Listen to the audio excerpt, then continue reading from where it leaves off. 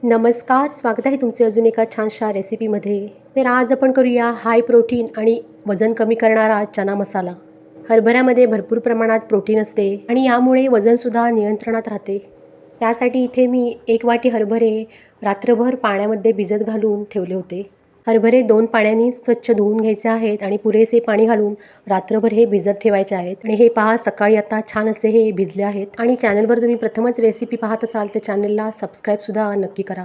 आता इथे हरभरे मी कुकरमध्ये घातले आहेत आणि पुरेसे पाणी घालून कुकरला याच्या 5 ते 6 शिट्ट्या काढून घ्यायच्या. 1 वाटी हरभरे होते, त्यासाठी मी 5 वाट्या पाणी घातले आहे. हरभरे शिजेपर्यंत आपण भाजीची फोडणी करून घेऊ. त्यासाठी कढईमध्ये इथे मी 2 ते 3 चमचे तेल घातले आहे. तुम्ही डाएटसाठी रेसिपी करणार असाल तर तेल अगदी कमी घाला.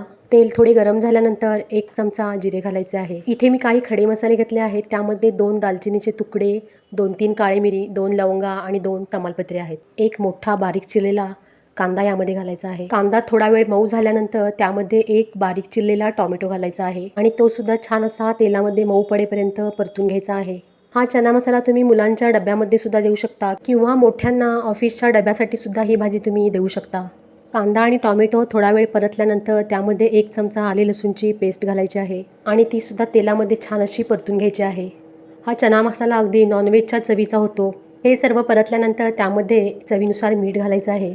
चिमूटभर हिंग घालायचा आहे. हरभरे असल्यामुळे यामध्ये हिंग तुम्ही नक्की घाला. आता यामध्ये 1 मोठा चमचा भरून कोल्हापुरी कांदा लसूण मसाला घालायचा आहे आणि पाव चमचा हळद घालायची आहे.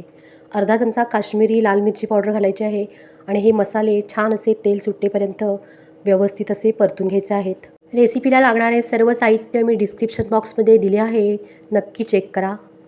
आणि मसाल्यांना थोड्या वेळाने तेल सुटू लागल्यावर त्यामध्ये 2 ते 3 चमचे कांदा खोबऱ्याचे वाटण घालायचे आहे. आता इथे मसाले छान असे परतले गेले आहेत. आता यामध्ये उकडलेले हरभरे घालायचे आहेत. ज्यांना नॉनव्हेज आवडत नाही त्यांच्यासाठी हा अगदी बेस्ट ऑप्शन आहे. आता हे हरभरे व्यवस्थित असे ग्रेव्हीमध्ये मिक्स करून घ्यायचे आहेत आणि छान अशी उकळी येऊ द्यायची आहे. आणि हे पहा, मस्त असा नॉनव्हेजच्या चवीचा चना मसाला तयार आहे. असा हा चना मसाला तुम्हाला आवडला असेल तर रेसिपीला एक लाईक करा आणि चॅनलवर नवीन असाल तर चॅनलला सबस्क्राईबसुद्धा करा.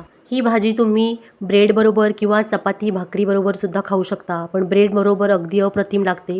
रेसिपी पाहिल्याबद्दल सगळ्यांचे खूप खूप धन्यवाद.